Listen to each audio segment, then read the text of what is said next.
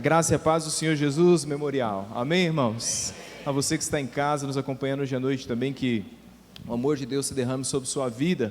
E você que nos visita, que bom que você está aqui hoje à noite. O melhor lugar que você poderia optar em estar nessa noite é a casa de Deus. E foi o Senhor quem trouxe você aqui hoje à noite, não tenha dúvida disso. Irmãos, quando os cristãos se convertiam, Atos dos Apóstolos, quando você começa a ver a conversão dos cristãos, você vai perceber que a princípio eles não têm esse nome crente, cristão ou cristão. Esse é um nome posterior, esse é um apelido dado àqueles que criam em Jesus. No começo, aqueles que entregavam a sua vida ao Senhor, eles eram chamados de os do caminho. Quando você lê Atos 9, versículo número 12, você vai ver que Paulo pede cartas para que, se ele encontrasse no seu caminho aqueles que eram do caminho, homens e mulheres que eram do caminho, que ele pudesse prendê-los.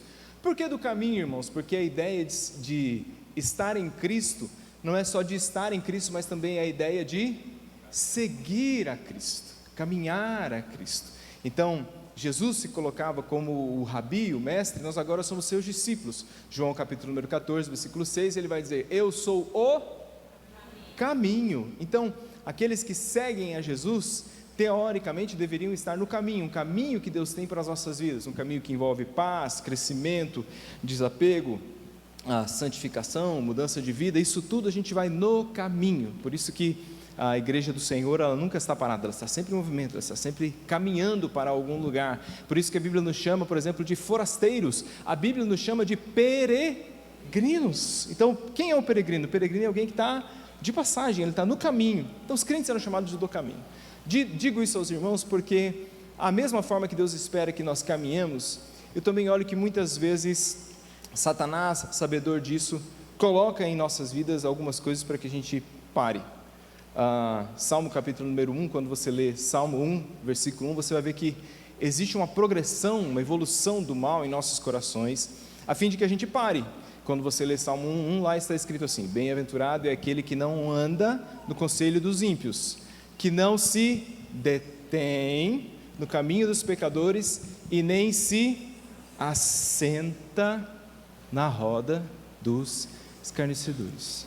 Quando o mal vai entrando e evoluindo no nosso coração, de alguma forma o que Satanás quer é que a gente pare, que a gente se assente no lugar e que a gente saia do caminho, saia da estrada que Deus tem para a nossa vida, e que aqui nesse lugar não só a gente fique parado, estagnado e saia do caminho, mas aqui também nós sejamos contaminados, aqui também nós sejamos enfraquecidos, aqui também nós sejamos envergonhados.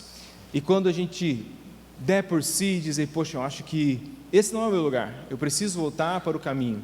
Não é tão simples assim, porque às vezes quando você for querer voltar para o caminho, você vai perceber que agora você está preso. Mas eu queria voltar, eu tenho um caminho, tenta ir. E aquilo que era só para ser uma parada, agora se torna na sua vida uma prisão.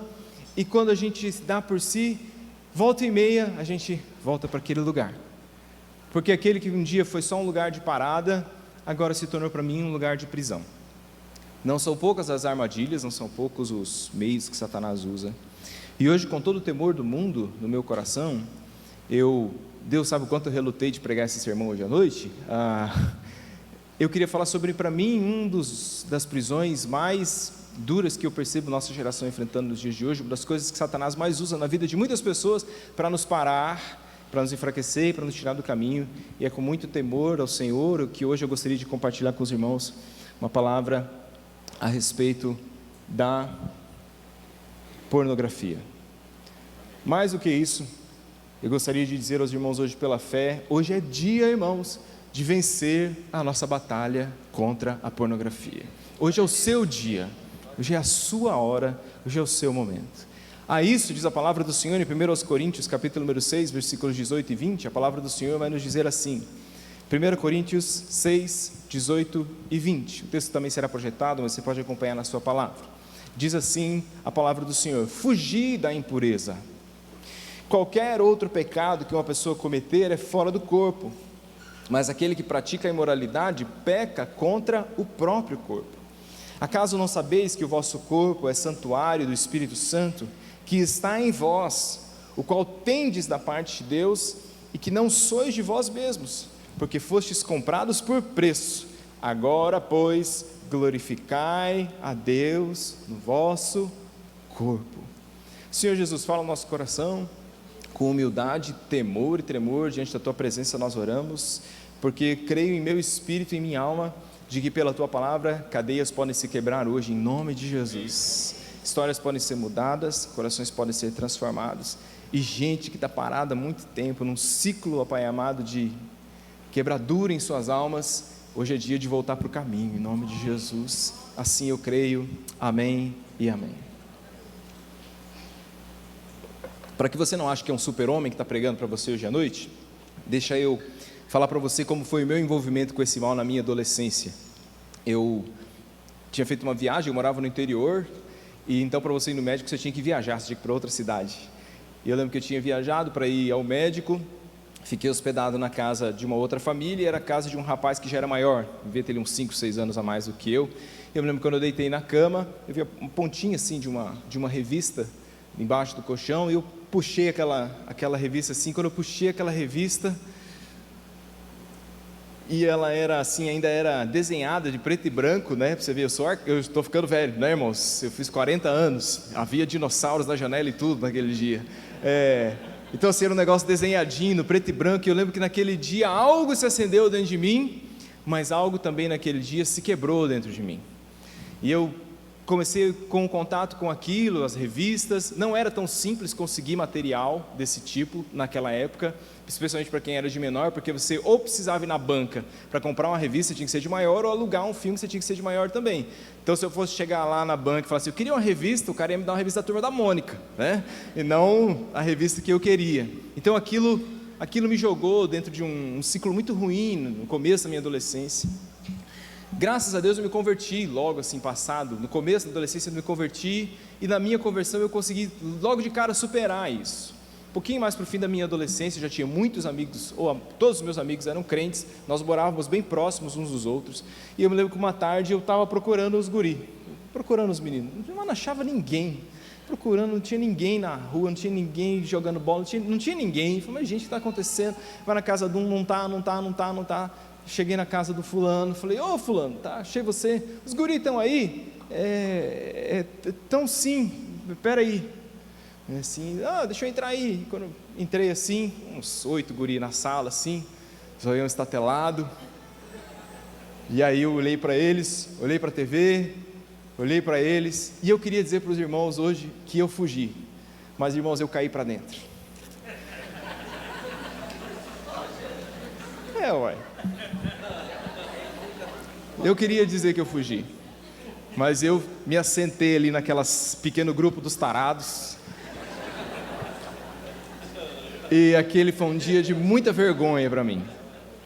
Aquilo me jogou numa espiral muito ruim, porque eu comecei a entrar num dilema sobre servir a Deus e estar envolto com essas coisas. Isso é muito difícil, já servindo na igreja, já trabalhando na igreja, já fazendo as coisas na igreja, aquilo te leva a uma dualidade, uma bipolaridade, assim, uma coisa muito difícil de lidar. Graças a Deus eu digo aos irmãos assim, que logo no começo da minha juventude eu consegui vencer isso, e tenho vencido isso todos os dias da minha vida desde então. Eu digo isso para você porque são coisas as quais nós estamos suscetíveis a passar, e eu queria falar para você que hoje nós temos um problema generalizado. Eu deixei meu celular lá embaixo, porque se a minha época você tinha que comprar uma revista, você tinha que alugar um filme, hoje está na palma da mão. Hoje em qualquer lugar, basta uma intenção e você tem um acesso muito rápido àquilo. Nós estamos numa cultura pornográfica, as canções da nossa nação, senta, quica, rebola, não sei o que, é um jeito gostoso e tal. Então assim, as séries que você assiste na televisão, os programas que fazem sucesso, tudo são gatilhos que te empurram para essas coisas. E Paulo, quando vai falar sobre isso, vai falar que nós temos que fugir da impureza. Esse é o sentimento que nós temos que ter, fugir como José do Egito fugiu. Eu queria naquele dia ter fugido, eu queria ter tido a coragem que José teve quando a esposa de Potifar falou, José, não foi assim que ela falou, né? Ela deve falar, Zé, né? Zé, né? O Zé era demais, gente, né? Sim, ele era bonito, ele era forte, ele era inteligente, ele era praticamente um Rodrigo Hilbert, ele era, né? E Zé, né? E deu problema lá no Netflix no quarto, Zé, vamos lá dar uma força, né? E naquele dia José teve que escolher, ou ele caía para dentro, ou ele fugia. E José fugiu e pagou o preço por causa disso. E aí eu estou falando para você, você pode estar ouvindo essa conversa minha hoje e falar assim, pastor, mas isso aí é para um ou outro, essa palavra aí, isso aí não é um problema generalizado. Eu queria dar uns números para você, primeiro sobre o que é a pornografia e depois sobre o envolvimento das pessoas. Alguns números que talvez vão te deixar um pouco aterrorizados. Primeiro que a indústria pornográfica, ela gera mais dinheiro do que a liga de beisebol, a liga de futebol americano e a NBA juntas. As 3 maiores ligas esportivas do mundo não geram tanto dinheiro quanto a pornografia. 12% de todo o conteúdo da internet é pornográfico. Pense em todos os assuntos que existem no mundo, todos os assuntos. 12% do conteúdo da internet, caiu meu relógio, é o inimigo. 12% do conteúdo da internet é pornográfico. 25% das pesquisas da internet são sobre pornografia. 1 em 4 pesquisas na internet são sobre pornografia. Um novo filme pornô é lançado na internet a cada 39 minutos. Todos os anos são produzidos 13 mil novos filmes pornográficos. 40% de todos os downloads da internet são de conteúdo pornográfico. Os sites de pornografia, se você somar a Google, a Amazon e a Netflix, os sites de pornografia consomem mais banda do que esses todos juntos, somados. Os sites mais acessados na internet são sites pornográficos. A cada segundo são gastos $3 mil na internet com pornografia. E tem uma pesquisa que diz que o maior site pornográfico da internet, ele tem tanto conteúdo que se uma pessoa fosse tentar assistir, ele levaria mais de 300 anos para assistir todo o conteúdo que está em um site só. E aí o John Bevere fez uma pesquisa no Brasil e nos Estados Unidos. Ele faz muito essa ponte, né? Prega no Brasil, prega nos Estados Unidos. Pregamos uma série do John Bevere aqui na igreja chamada Kryptonita, quantos os irmãos lembram, no meio da pandemia. E ele fez uma pesquisa da relação dos crentes dos Estados Unidos e do Brasil com a pornografia. E aqui a coisa começa a apertar para o nosso lado, porque na pesquisa diz que 69% dos homens nos Estados Unidos que frequentam a igreja têm contato com a pornografia pelo menos uma vez no mês. No Brasil, a pesquisa dele chegou à conclusão de que 71% dos homens que frequentam a igreja têm contato com a pornografia pelo menos uma vez no mês. 51% dos pastores têm contato com pornografia, segundo a sua pesquisa. 27% das mulheres nos Estados Unidos, 31% das mulheres crentes no Brasil têm contato com pornografia. E isso é um fenômeno que as pessoas estão assustadas, porque até então isso era uma coisa muito mais masculina, continua sendo predominantemente masculina, mas a pornografia no meio das mulheres tem crescido, talvez fruto da liberação ideológica feminina, ou da busca dos direitos iguais, ou a busca do prazer, ou tirar naquele senso de ser comedido. Irmãos, esses tempos eu estava pregando em algum lugar, e no final do congresso, ou aniversário da igreja, eu não lembro, pastor, ora pela minha filha. Pois não, irmão, o que está acontecendo? Ela tem 12 anos e está viciada em pornografia. Eu disse, quantos? 12 anos. Ô, irmãos, 12 anos não caiu o último de dente de leite ainda. Já envolto com essas coisas. Então, o que eu percebo quando a gente fala sobre isso é que a verdade, vamos tirar os panos quentes de cima, a verdade é que a gente tem uma geração de pessoas que estão presas, uma geração de gente que está nesse ciclo de queda e que está presa e que não consegue caminhar na sua vida cristã porque está nesse ciclo pornográfico que é muito ruim e que é dos piores dos quais a gente pode estar. Converso com os meninos, converso com os jovens, fique tranquilo, não vou expor ninguém aqui, mas num desses aconselhamentos, acho que há uns 2 anos atrás, estava falando com um jovem, e estava falando, cara, você tem que rever suas amizades e tal, e ele dizia assim, pastor, todo mundo me manda, todo mundo, fulano manda isso, fulano manda aquilo, os guris da minha escola me mandaram isso, aquilo outro. Eu falei para ele, meu filho, você está estudando com o Preto Velho, Chucaveira e a Pombagira, não é possível? Com o que você está estudando? Não, pastor, e esse aqui ainda é crente, e tal, e assim vai, o tipo de conteúdo. Ô irmãos, tem uma pesquisa que diz que de cada 4 jovens no Brasil, 3 ou já enviaram ou já receberam nudes. 3. A pesquisa diz que para a menina mandar um nude, ela tem que ter pelo menos uma mínima conexão emocional com aquela pessoa. Mas a pesquisa também diz que para o menino mandar o nudes, basta ele estar acordado. Mais ou menos isso que a pesquisa diz. Vamos lá, irmãos, deixa eu falar para vocês alguns males da pornografia hoje à noite. Existe um livro da Mary Edelbach chamado Os Custos Sociais da Pornografia, e ela vai falar sobre uma série de custos. Não vou falar sobre todos aqui, mas alguns que me chamaram a atenção. Em primeiro lugar, eu queria dizer para vocês que a pornografia, ela mata o amor. Pornografia mata o amor, irmãos, porque o sexo tem um destino dentro do casamento. Pode ir passando para mim, Gabriel, vai me seguindo. Ela é uma distorção do que seja a conexão de uma pessoa com a outra. Deus espera que você se conecte sexualmente em um momento da sua vida. Deus espera que a relação sexual seja uma relação onde existe profundidade, onde existe conexão. O sexo para Deus, ele é uma celebração. O sexo não é uma vergonha, o sexo não é uma coisa que tem que ser escamoteada, escondida. O sexo é uma celebração. Só que para Deus, deixa eu ver se eu digo isso para vocês, sexo é casamento. Sexo para Deus é casamento, e casamento é sexo. Se tem sexo, então tem casamento, porque é nesse momento que o sexo deveria acontecer. Percebe o quão profundo é isso? Então, o casamento é o que Deus uniu, não separe o homem, e naquele momento se estabelece esse tipo de conexão. Tem que haver uma conexão profunda o suficiente, em que eu decidi estar com você até o último dia da nossa vida, para que a gente se conecte dessa forma. Esse é o projeto de Deus, e a pornografia vai nos dizer que a relação é só uma grande troca de fluidos, é só uma grande satisfação do querer, é só uma grande satisfação dos nossos desejos. Mas pastor, eu tenho esse desejo. Que bom que você tem esse desejo, mas que ruim é se você só sabe fazer aquilo que você deseja. Kant vai dizer, eu vou grosseiramente parafrasear Kant aqui, ele vai dizer assim: se você só faz o que você deseja, então você é um grande escravo. É isso que ele dizia. Você só consegue fazer o que você deseja, você é um escravo, você não consegue pôr freio nas coisas. Então sexo para Deus é casamento, casamento é sexo, e a pornografia vai tirando o aspecto do que é o amor, porque o sexo tem que estar envolvido no amor, ele é uma celebração ao amor que vem de Deus. A pornografia, em segundo lugar, ela é uma bomba de prazer. Como assim, irmãos? O nosso cérebro, e é muito maravilhoso o que ela coloca nesse livro, ela vai dizer: o nosso cérebro foi programado para receber certas doses de prazer com determinados tipos de experiência. Cada experiência vai gerar no seu cérebro um tipo de prazer, e é por isso que você busca as experiências. Quando você injeta pornografia na sua vida, o que você faz? Você manda um pico de prazer lá no seu cérebro que ele não estava preparado para receber. E o que vai acontecer? O seu cérebro vai começar a dizer: eu quero esse mesmo prazer de novo.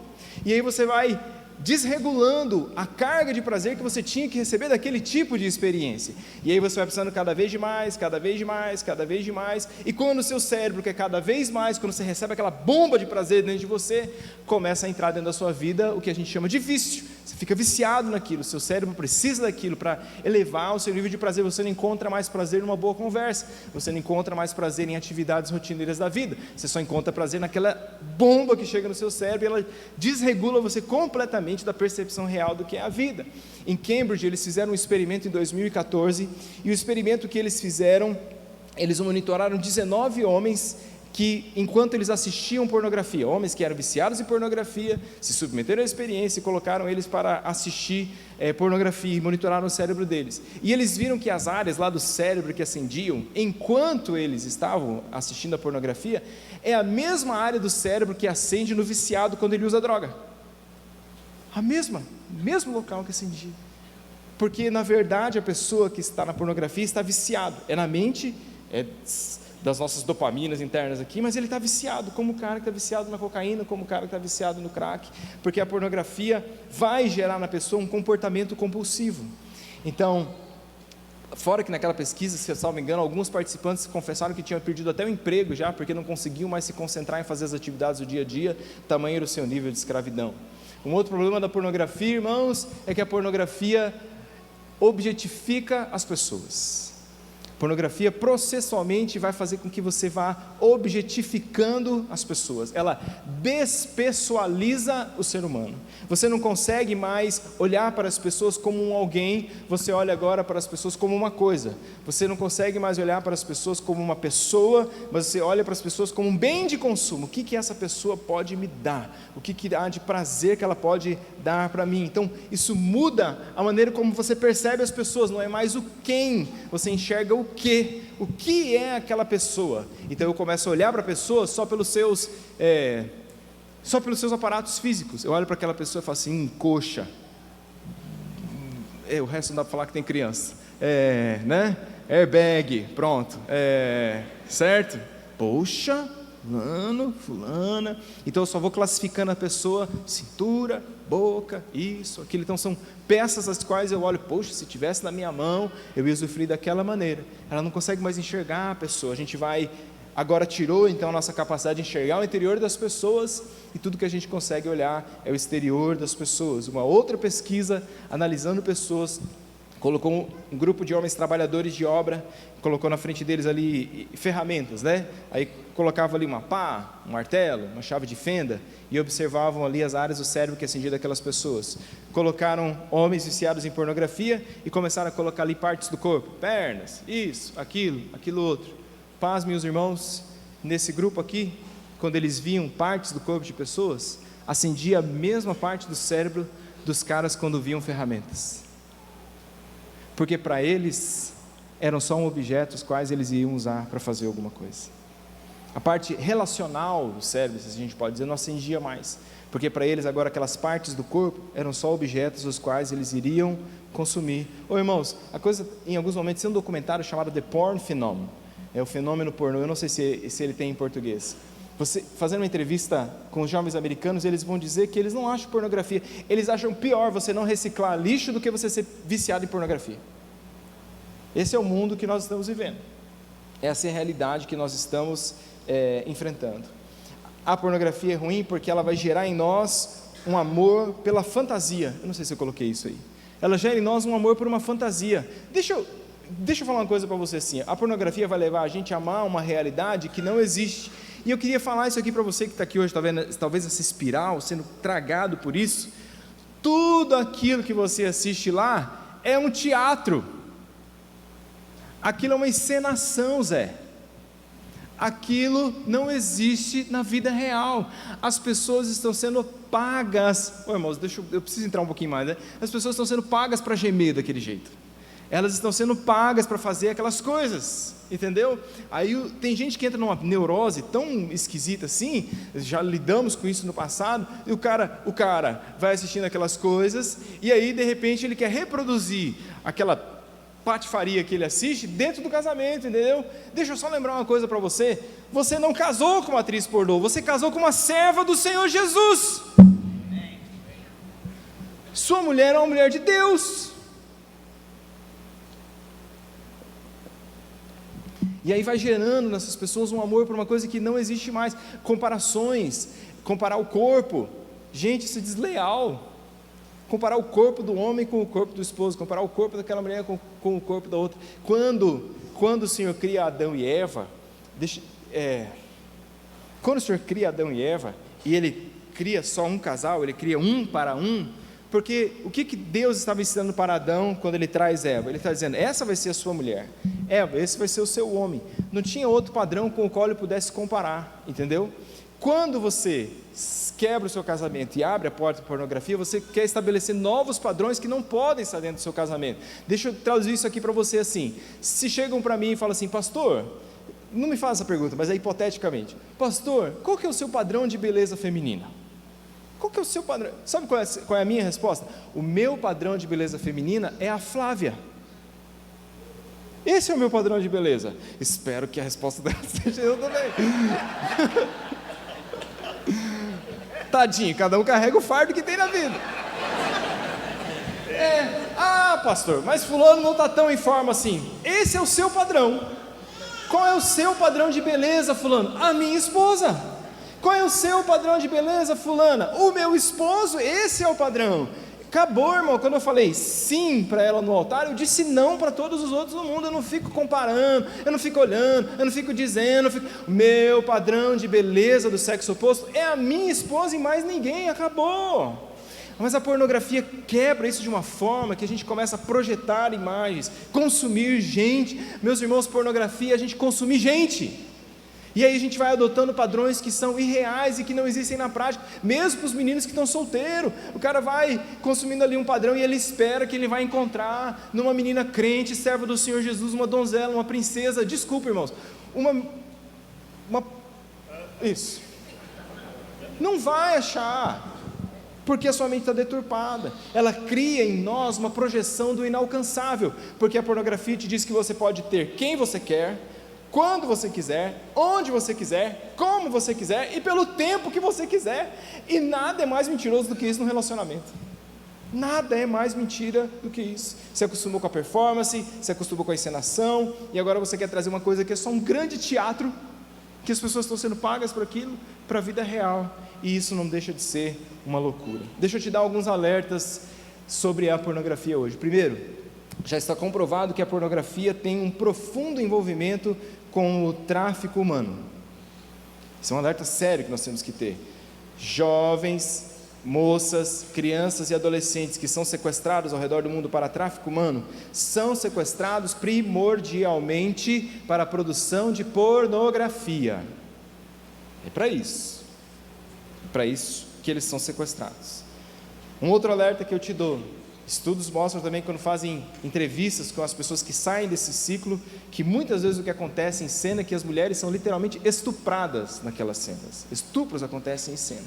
A atriz fala: o negócio é meio combinado assim, mas de repente a coisa sai do controle e não tem jeito, porque tem que produzir a cena, tem que fazer. Então você é levado a fazer uma coisa que você não quer, de um jeito que você não quer, com alguém que você não gosta. O nome disso é estupro. Gente que é violentada em cena. Você já pensou, você que tem consumido essas coisas, qual seria a reação de um pai ao ver uma filha na tela? Porque aquela mulher lá, ela é filha de alguém, ela é irmã de alguém. E se fosse a sua filha? Se fosse a sua irmã? Se fosse sua mãe? Percebe como a pornografia tira de nós o senso do comum, do óbvio? Como que seria isso para você? Um outro alerta que eu te dou é que no mundo da pornografia existe um índice altíssimo de consumo de drogas e álcool.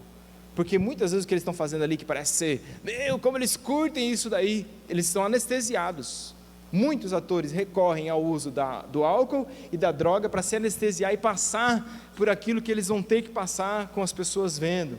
Um outro alerta que eu te dou é que existe um índice altíssimo de suicídio no meio dos atores pornográficos. Alguém diria: a vida de um ator pornográfico é sexo, drogas e rock and roll. A vida de um ator pornográfico é sexo, drogas e caixão.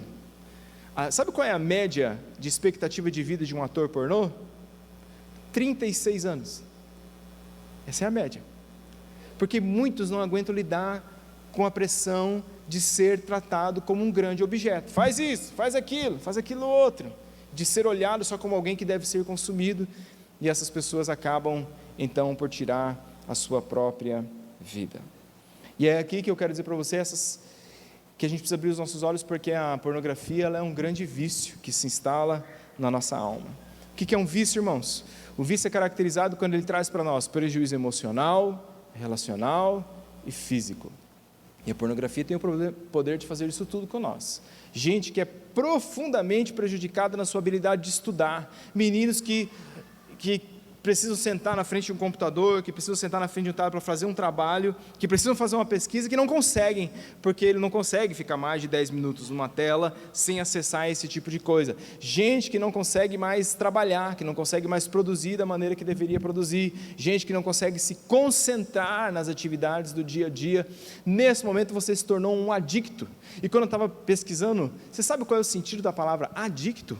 O adicto é aquele que está viciado em alguma coisa. Adicto é aquele que não tem voz.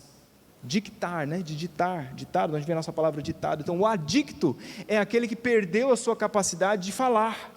É aquele que foi emudecido diante da vida, é aquele que perdeu as rédeas da própria história, é aquele que perdeu a capacidade de se pronunciar. Então isso que o vício faz conosco, ele rouba a nossa volição, ele rouba a nossa vontade. Quando você está viciado na pornografia, na verdade o que você está é afônico, você já não consegue mais se posicionar na sua história, você está algemado, acorrentado, perdeu o controle da sua vida, aí você não consegue parar mais, porque você precisa daquele estímulo, seu cérebro clama aquilo para você. Quando você abre essas portas, a gente conhece histórias, e elas são inúmeras, de homens que consomem aquilo durante tanto tempo, e chega uma hora que ele fala, já não tem mais prazer em só ter a sua esposa, ele fala, vamos dar uma pimentada no negócio? Vamos assistir uma paradinha aqui, amor? Não abra as portas do inferno na sua casa. Não celebre aquilo que Deus criou no altar de Satanás. Isso é vício. Homens que precisam de uma carga de estímulo para ver se ainda existe alguma coisa de bom dentro de si. Você vai consumindo cada vez mais, porque, irmãos, talvez eu poderia dizer uma digressão, você vai regredindo porque você está afundando, mas é uma progressão. O mal progride em nós, tá? O mal progride dentro de nós, e a pornografia progride dentro da pessoa. Então eu preciso cada vez mais. Antes era só o clássico ali, papai, mamãe, está tudo certo, mas e se fosse papai, mamãe e titia? E se fosse papai, mamãe, titia e sobrinha? E se fosse só as sobrinhas? E se fosse não sei o quê? E se fosse com... E assim vai. E quando você vê, você está só com o pescoço de fora. Quantos não são os casos que a gente conhece, que a pornografia vai corroendo as pessoas? Nesse documentário no The Porn Phenomenon, eles falam que para tudo que você imaginar, existe uma versão pornográfica. Para tudo que você imaginar. Tudo. Hospital tem versão pornográfica. Trânsito tem versão pornográfica. Power Rangers tem versão pornográfica. Tem para tudo que você imaginar. Família, tudo. Por quê, irmãos? Porque Deus cria e Satanás falsifica. Por isso, tamanho é a sandice, tamanho é a doença dessas pessoas. E aí você precisa de doses cada vez mais altas. E isso é uma característica muito clara do vício. Fantasias de sensibilização, perda da noção do tempo, gente que precisava acordar cedo no outro dia, não consigo, não tenho ânimo, não consigo malhar, não consigo não sei o que, não consigo não sei o que lá, por quê? Porque 2 da manhã, 3 da manhã, 4 da manhã, e estão ali. Eu me lembro de ouvir uma vez o testemunho de um homem que já livre da pornografia disse assim, eu não vi a infância dos meus filhos, porque eu passava horas na frente da tela, eu não brincava com os meus filhos, porque eu fazia a escolha de ir para frente da tela. E aí quando o vício vai avançando, a gente vê casos que, onde isso vai te levar? Isso vai te levar à traição, isso vai te levar ao adultério, isso vai te levar a um divórcio. Quantos não são os casos que a gente conhece de gente que quando pega, fala assim, cara, eu não posso ficar com essa pessoa, não posso, literalmente não posso. Gente que está à beira do divórcio, mulheres que se sentem sujas por se deitarem com homens que consomem pornografia, mulheres que quando estão deitadas com seu esposo, ficam com aquilo na cabeça assim, ele está pensando em mim? Ou ele está pensando no filme? Ele está pensando na tela? Mulheres que se sentem literalmente traídas, pode ser virtual, mas é traição. Eu sei de uma história, e essa história, se eu não me engano, é o André Matos que fala nos seus livros. Um dia a menina chegou para o pastor e falou assim, pastor, eu precisava que você ajudasse meu noivo, ele está com um escravo da pornografia. E aí ele pensou com ele assim, só mais uma segunda-feira na vida pastoral, né? Vamos lá, conta qual é o caso. Isso, ela disse, só tem um problema, pastor. E ele falou, qual é? É que ele é cego. Irmão, cego. Aí você vai ver que existe uma indústria de áudios para quem é cego. Você acredita nisso? Existe uma indústria de áudios para as pessoas que não conseguem ver, mas que conseguem ouvir. Conheço gente que foi presa por pornografia infantil, nunca colocou a mão numa criança, mas vive consumindo crianças. Mas ele não começou assim. Não, ele não começou assim, ele começou consumindo papai e mamãe, mas ele foi na sua digressão até o momento que ele precisava de doses mais altas e mais baixas e mais baixas, para gerar algum estímulo diferente nele. Bom, como a gente lida com a pornografia? A minha palavra é bem simples hoje à noite. Como que a gente pode vencer a pornografia na nossa vida? Estou dizendo tudo isso, irmão, você fala, mas e aí, pastor? E aí, irmãos, porque eu creio em nome de Jesus, nós podemos vencer a pornografia. Quantos creem? Digam amém. Nós podemos. E eu queria dizer para os irmãos nessa noite, como lidamos com isso? Eu queria te dar um caminho hoje. Chove mesmo, Senhor.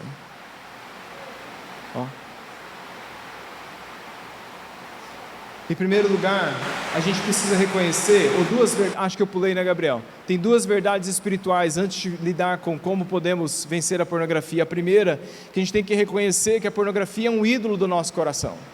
Pornografia é ídolo, irmãos. Não tem outra palavra que a gente possa usar. O que é um ídolo? Um ídolo é quando a gente busca alegria e satisfação em alguma coisa que não é Deus. Isso é idolatria. Eu vou falando, os irmãos estão me ouvindo? Amém. Pode tirar retorno, Isaac. Aí pode jogar para frente. Isso. Tudo bem. Alguém diria, é o inimigo. Não, é Deus, né? É Deus que manda a chuva.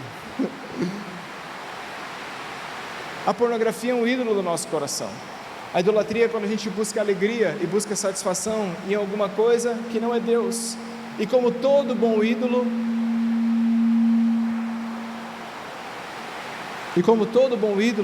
a pornografia vai cobrar de nós os nossos sacrifícios, porque todo culto tem sacrifício, e muitas pessoas estão sacrificando no altar da idolatria a pureza, estão sacrificando a inocência, estão sacrificando a santidade, estão sacrificando o casamento, estão sacrificando o seu futuro. Nesse altar, nesse ídolo, você tem sacrificado os seus olhos, você tem sacrificado sua mente, você tem sacrificado seu coração, você tem sacrificado a sua moralidade. Idolatria é quando eu deposito em alguma coisa a minha fonte de alegria e satisfação. E a idolatria da pornografia vai te dizer, senta aqui e eu vou te dar alegria e satisfação. E o único custo é que você vai morrer. Uma outra verdade espiritual que a gente precisa reconhecer que a pornografia é um pecado sexual de imoralidade. A palavra que Paulo está dizendo quando ele diz foge da impureza, é o texto que nós lemos, qualquer pecado que você cometer fora do corpo, mas aquele que comete imoralidade peca contra o próprio corpo, é a palavra porneia, são os pecados sexuais que nós atentamos contra o nosso próprio corpo, e é essa imoralidade sexual que vai levar você à luxúria, ao adultério, ao engano, à mentira e ao vício. Talvez por estar sentado nesse lugar, você precisa mentir constantemente. Estava fazendo o quê? Não, eu estava aqui. Luxúria, o tempo inteiro querendo ver gente nua. Talvez foi essa porta que abriu para que você se deitasse no leito com outra pessoa, por gerar uma expectativa de fora para dentro do seu casamento que é irreal, irrisória, e aí por causa disso você bateu lá na porta do adultério. Irmãos, vou falar uma coisa para você. Tiago vai dizer em Tiago capítulo 4, versículo número 6, Deus tem ciúmes de nós. Deus tem ciúmes de nós. Deus vai nos dizer no texto que nós lemos, no versículo subsequente, Paulo está dizendo, não se esqueçam que o corpo de vocês é templo do Espírito Santo. Irmãos, não tem argumento maior do que esse. Portanto, honrem a Deus com os vossos corpos. Você está honrando a Deus com o seu corpo, com aquilo que você faz após ver a pornografia, com tudo aquilo que você consome. Jó vai dizer em Jó 31, versículo número 1, eu fiz um pacto com os meus olhos, como pois eu os colocaria sob uma donzela? Jó diz isso, quando seus amigos estão dizendo, você está passando tudo isso aí porque você cobiçou a mulher dos outros. Diz, não, eu tinha um pacto, eu não poderia fazer isso. Irmãos, nosso corpo é templo do Espírito Santo. Por um instante, só olhe para suas mãos, por um instante. Eu não quero de verdade envergonhar ninguém aqui hoje, tá? Mas eu vou dizer daquilo que Deus já falou comigo. Quando eu estava na minha espiral, quando eu cheguei no culto para levantar essas mãos, e Deus falou para mim assim, essas mãos? Sério mesmo? Nosso corpo é templo do Espírito Santo de Deus. O que eu coloco para você... Alguém me empresta um celular aí rapidinho? Pode ser o meu mesmo também. Qualquer um. Traz aqui, Gessé. Obrigado. Vem cá, Gessé. Já aproveita e me ajuda na ilustração. Não estava no esboço. Fica tranquilo que a sua parte é a parte boa da ilustração. Tudo bem, irmãos? É meia-noite, tá bom? Fica aí, Gessé. É meia-noite. Minha esposa dormiu. Certo? 11h30, meus pais dormiram, eu estou sozinho, abro aqui a parada, eu estou aqui, só uma cena de imaginação, imagine que enquanto você está aqui, vem chegando alguém, e essa pessoa que vem chegando, muito calmamente, olha o tamanho, é isso aí, né? Tá. Era para ser uma ilustração séria, mas já perdeu todo. Não, volta, vem cá. Você está aqui, Irmãos, você está aqui, e aí lá no seu quarto, quando você olha, está Jesus. Falei que sua parte era boa. Parece Deus. Jesus, eu estou aqui. Jesus chegou. O que você faria? Vamos lá, irmãos. O que você faria? Se liga na hora. Não, cara, pô. Jesus, né? Vou ter a cara, vou ter a coragem de, na cara de Jesus, não é? Sim ou não, irmãos? Posso te dar uma notícia? Jesus sempre está lá. Jesus sempre está lá. Aqui, Jesus. Gessé. Obrigado. Ele sempre está lá, irmãos. E o seu Espírito tem ciúme de nós. Ele, por mais que você ache que não tem ninguém vendo, que não tem, Ele sempre está lá. Ele sempre está lá. Meu Deus do céu, Ele sempre está lá. Não. Ou a gente crê no que a gente de fato fala, não, o Senhor está em todos os lugares, ou a gente para de viver de teoria. Se eu creio de fato, eu preciso me lembrar que o Senhor sempre está lá. Eu sou o templo do Espírito Santo, e há graça para mim. Eu preguei aqui há umas 3 ou 4 semanas atrás sobre graça que transforma. Tiago vai dizer em Tiago 4, versículo número 5: ou supondes que em vão, afirma a Escritura, é com ciúme que por nós anseia o Espírito. Perdão, não é esse, é o versículo seguinte, versículo 6. Primeiro ele fala, o Senhor tem ciúme de nós. Versículo 6 de Tiago 4, ele vai dizer, antes ele dá maior graça, pelo que diz, Deus resiste aos soberbos, mas ele dá graça aos humildes. Deus dá graça, irmãos, para que a gente mude. Quando a gente para e humildemente diz, Senhor, chega, eu não dou conta, eu sozinho, eu não consigo resolver isso, eu preciso humildemente reconhecer que eu estou num caminho de pecado, e eu preciso que o Senhor libere graça sobre mim. Graça, irmãos, eu preguei muito sobre isso da última vez aqui, não é uma liberação para a gente fazer o que a gente quiser, graça é um poder de Deus para a gente fazer o que Deus quer, isso é graça. Agostinho vai dizer, o que Deus exige, Ele mesmo dá. Se Deus quer que eu ande em santidade, Ele vai me dar poder para andar em santidade. Quantos creem, digam amém? Eu creio nisso, irmãos. Eu recebo uma capacidade que vem do céu sobre nós. Como vencer a pornografia? E é rápido aqui esse final para a gente orar. Como que a gente vence esse mal que escraviza a nossa alma? Primeiro, não tem invenção de roda. A primeira de todas as coisas é arrependimento. Nós precisamos nos arrepender. Arrepender é a palavra grega de metanoia. Quando se gritava essa ordem na trilha, na fila dos soldados, os soldados viravam em 180 graus, era uma mudança de postura. Metanoia, eu estava indo para lá, mas agora eu estou indo para cá. Arrependimento não é só a gente parar de fazer algo, é a gente começar a fazer algo novo. Paulo, quando vai dizer, instruir as pessoas, ele diz, aquele que roubava, não roube mais, antes trabalhe. Roubava, agora não rouba mais, mas trabalha, você ocupa aquele espaço que estava na sua vida, você estava produzindo uma coisa ruim, você agora começa a produzir outra coisa. Mas o arrependimento é a porta da entrada do reino de Deus. Quando João Batista começa o seu discurso, os seus sermões, ele vai dizer assim, arrependei-vos, porque é chegado o reino de Deus. Ninguém anda no caminho, ninguém consegue ficar no caminho se não está arrependido. O caminho do reino do céu é um caminho de arrependimento. Eu só consigo caminhar e seguir os passos de Jesus se há em mim um constante arrependimento. Quando o Senhor vai nos dizer em Mateus 3, versículo número 2, é o texto que está aí, arrependei-vos porque é chegado o reino dos céus. Lucas 5,32, o Senhor vai dizer assim, eu vim chamar os pecadores ao arrependimento. Aonde é pecado? Só existe solução se existe arrependimento. Atanásio, um dos pais da igreja, dizia assim, o verdadeiro arrependimento é parar de pecar. Isso é arrependimento. O que é o arrependimento? É a gente sentir o que Deus sente em relação àquilo.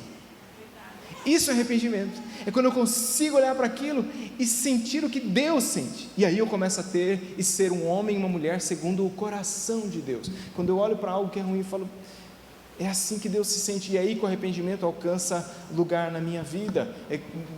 Anos atrás, conversando com um jovem que tinha um problema nessa área, disse assim, pastor, parei de pecar nessa área. Eu falei, cara, que bênção, o que você está fazendo? Está orando, está lendo a Bíblia? Ele falou, não, joguei meu celular fora. Comprei um daqueles que só faz ligação, que não tem internet. Peguei meu notebook e coloquei no meio da sala para eu não cair na tentação. Quero ver acessar os negócios lá com a minha avó vendo Tiquititas do lado. Ah, pastor, mas isso é muita radicalidade. Eu não sou radical, quem era radical é Jesus. Jesus dizia assim: se tua mão direita te faz pecar, corta. É melhor você ir maneta para o reino do céu do que inteiro para o inferno. A parte do maneta é minha, mas o resto é de Jesus. Foi isso que ele falou. Não consegue lidar. Tem momentos em que a gente precisa fazer um corte, irmãos. E o arrependimento é um corte, é uma cisão, é dizer assim: daqui eu não passo mais, eu não tenho estrutura para lidar com esses gatilhos, então eu vou cortar isso da minha vida por um tempo. Depois, à medida que eu for crescendo, à medida que eu for amadurecendo, à medida que eu for fortalecendo, eu vou me cercando de novo. Hebreus 12, versículo número 4, esse texto tinha que estar dentro dos nossos corações. O autor de Hebreus vai dizer assim: ora, na vossa luta contra o pecado, ainda não tendes resistido até o sangue. Irmãos, tem hora que a gente tem que resistir assim, bravamente. Tem hora que a gente tem que cortar na carne mesmo. É metafórico, tá bom? Tem hora que a gente tem que dizer: Senhor, não dá, eu preciso tirar. Eu preciso me cercar. Por quê? Porque o arrependimento é a única coisa que consegue mudar a raiz do pecado. Onde está a raiz do pecado? No coração, irmãos. No coração. Quando Jesus vai falar de adultério, ele vai dizer assim: vocês ouviram o que foi dito, se um homem se deitar com outra mulher, comete adultério com ela. Eu, porém, vos digo, se um homem olhar para uma mulher e cobiçá-la em seu coração, aonde, irmãos?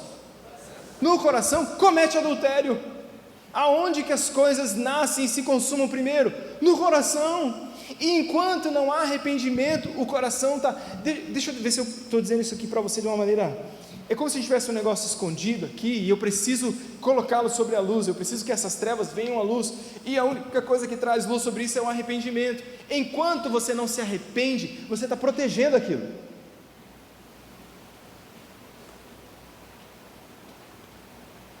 Só o arrependimento. Enquanto você não se arrepende, você ainda ama mais a si mesmo do que ama a Deus, porque Ele me disse que eu tinha que amá-lo de todo o coração. Então, quando a gente não se arrepende, lá no fundo é que, cara, eu ainda amo mais a mim mesmo do que eu amo a Deus. Eu ainda amo mais o meu prazer do que eu amo a Deus. Eu ainda amo mais o meu ego do que eu amo a Deus. Eu ainda amo mais o meu desejo do que eu amo a Deus. Quando você estiver longe de olhos que possam te monitorar, a única coisa que vai ancorar a sua alma é o seu amor a Deus. E quando há muito amor a Deus, há muito arrependimento em nossos corações. Daí que vai surgir o pensamento de Agostinho, que vai dizer assim, eu já disse, isso é uma das frases mais perigosas da história da teologia. Ele vai dizer assim: ame a Deus e faça o que quiser. Ame a Deus. Coração, irmãos, chegou o dia do arrependimento. A gente tem que parar, pôr o pé no freio e falar: cara, não dá mais. Sério, não dá mais. É hora de eu me arrepender. Dizer: Senhor, está aqui. Eu não quero mais isso na minha vida. Segundo, para a gente vencer pornografia, arrependimento, e é confissão, irmãos. Confissão. Tiago 5 vai nos dizer assim: confessai os vossos pecados uns aos outros e orem uns pelos outros para que vocês sejam curados. Não, pastor, eu vou dar um jeito, está comigo, eu vou aqui e tal. Se fosse para dar um jeito, já tinha dado, tá? Se fosse para dar um jeito, já tinha dado. Tem coisa que a gente precisa confessar. Tem coisa que a gente precisa trazer para a comunidade da fé. Tem coisa que a gente precisa procurar alguém para dizer: eu sou fraco nessa área. E aí eu não vou falar para você sair falando para qualquer pessoa, mas você tem uma rede de apoio. Você tem líder de pequeno grupo, você tem líder de ministério, você tem facilitador de curso da família, você tem líder de casais, você tem pastor, você tem pastora. Senta com alguém.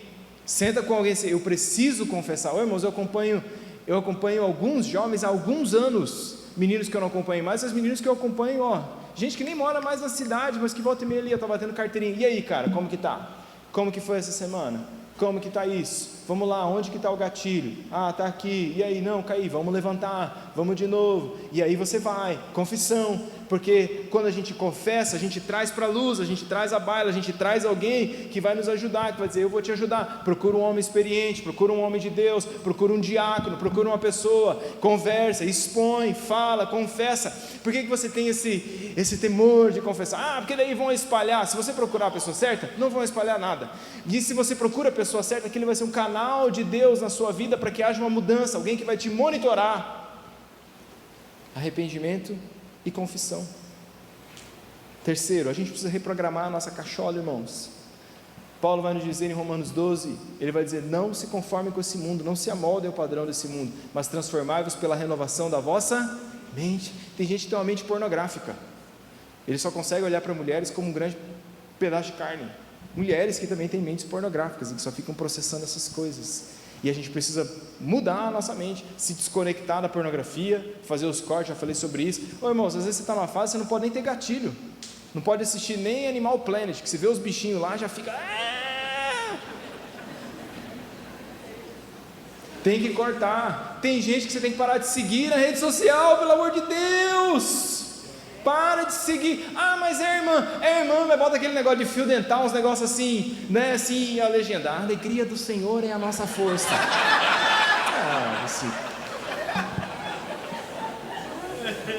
Pra cima de mim? É de brincadeira. Mas isso não acontece. É coisa da minha cabeça.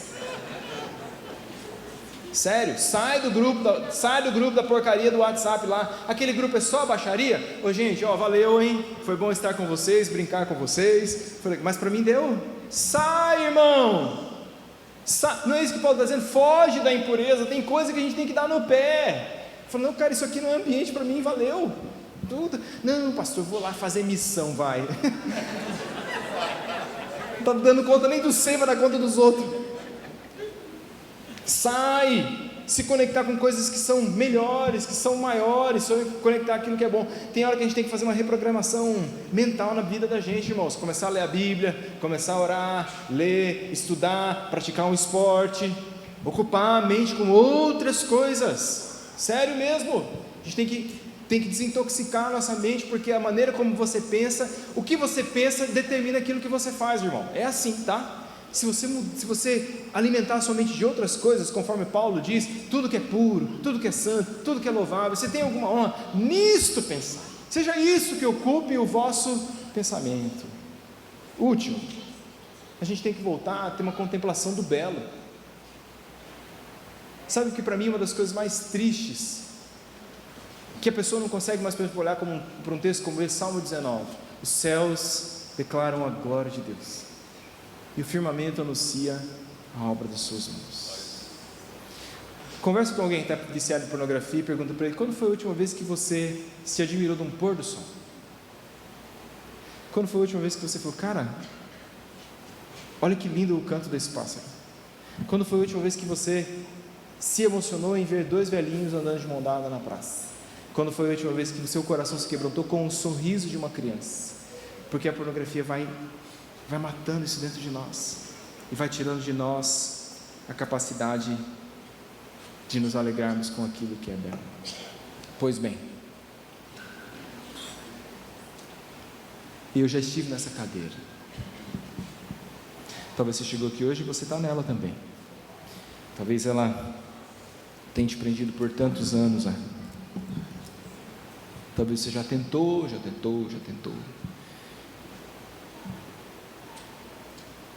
Eu queria deixar dois textos da palavra de Deus.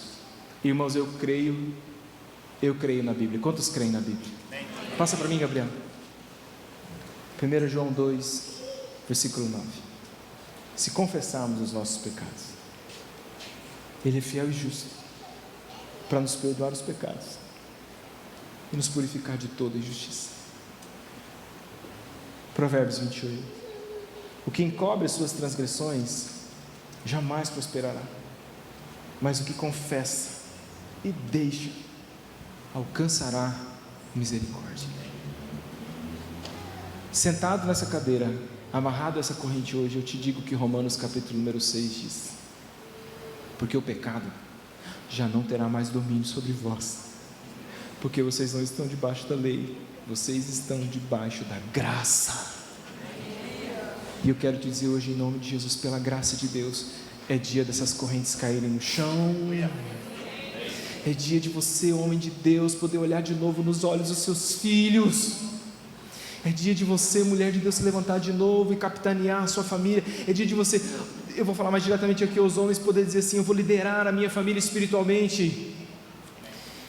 eu vou me colocar de novo no caminho, eu vou ser o homem que Deus espera que eu seja. Hoje é o dia em que eu vou quebrar esse ciclo. Irmãos, nada é mais libertador do que alguém poder chegar a hora que for, o momento que for, e olhar o que você estiver fazendo, e você não tem que esconder nada de ninguém. Está aqui. O que você quer olhar? O histórico da minha vida inteira está aqui. Minhas senhas, irmão, não tem nada, não tem nada escondido. Eu não preciso mentir, eu não preciso ocultar. Deus tem uma obra na sua vida. O Senhor te chamou para um ministério, o Senhor te chamou para uma jornada, e Satanás tem te aprisionado. Deus está te chamando para o caminho, e você está preso, está sujo. Mas eu quero te dizer, não há corrente no mundo que não possa ser quebrado quando uma pessoa confessa, quando uma pessoa se arrepende, porque a graça de Deus vem e se derrama, e Ele faz novas todas as coisas.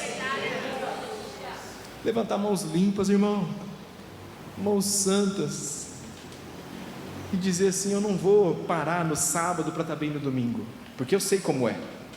Eu vou viver em santidade diante de Deus. Deus tem uma nova história para você. Ano da transformação para nós não é um slogan, irmão. Ano da transformação para nós é uma verdade profética que nós cremos que Deus vai fazer nas nossas vidas. Você não está mais debaixo do poder do pecado, você está debaixo da graça de Deus. A todos nós, vamos ficar em pé nos nossos lugares. Põe as mãos sobre o seu coração.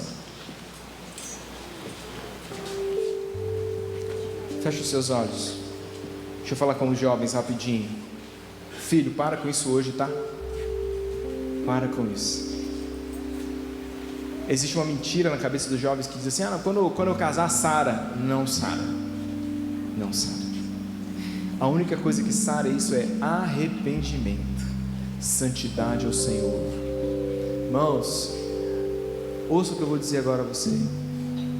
Deus, eu creio nisso no meu coração. Deus quer derramar um grande avivamento sobre nós. Irmãos, eu creio nisso. Mas se você ler a história dos avivamentos, sempre antes de derramar um grande avivamento, Deus sempre levantou um grande movimento de santidade. Santidade ao Senhor. Josué vai dizer ao povo: santificai-vos, porque amanhã o Senhor fará maravilhas no meio de vós. Irmão, se você se santificar, Deus vai mudar a história da tua família. Irmã, se você parar com isso, se você mudar um rumo hoje, se você mudar a história hoje, Deus vai transformar a tua casa. Eu creio nisso em nome de Jesus, porque a santidade prepara o caminho do Senhor. Dia a dia, o Senhor não quer que você ande na presença dEle envergonhado, cabisbaixo, achando que é menos do que alguém.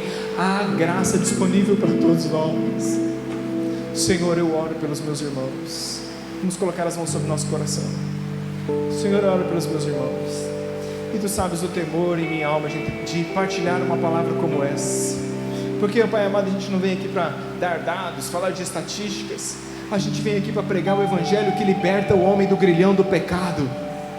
E eu te peço que o Senhor, que é libertador, sare, cure e transforme homens e mulheres em nome de Jesus.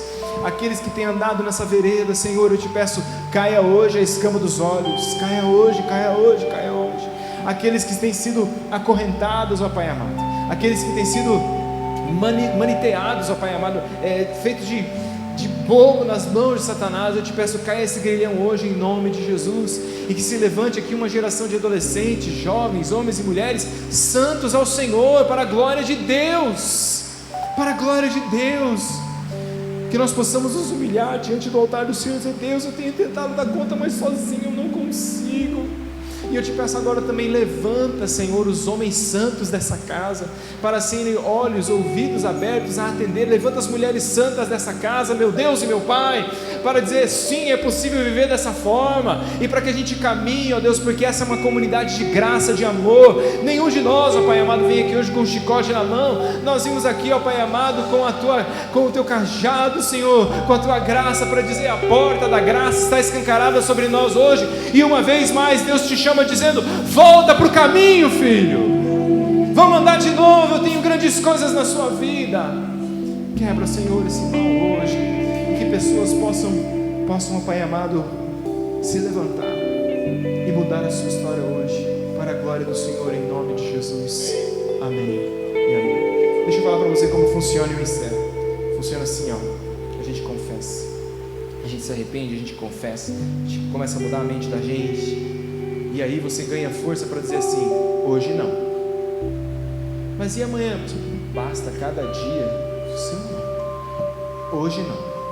Aí amanhã, hoje também não. E depois de amanhã, hoje não. Pai nosso que estás no céu, santificado seja o teu nome. Venha o teu reino, seja feita a tua vontade, assim na terra como no céu. O pão nosso de cada dia, Senhor, por hoje. Hoje não. Hoje não. Aí vai passando o tempo e vai acontecer isso na sua vida em nome de Jesus.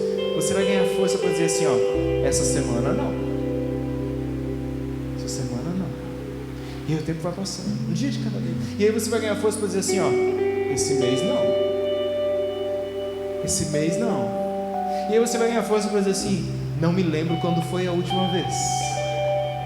E aí vai chegar um dia que pela fé você vai poder dizer assim: você começou dizendo, hoje não, essa semana não, esse mês não, não me lembro a última vez. Mas vai chegar um dia na tua história que você vai dizer assim: ó, nunca mais.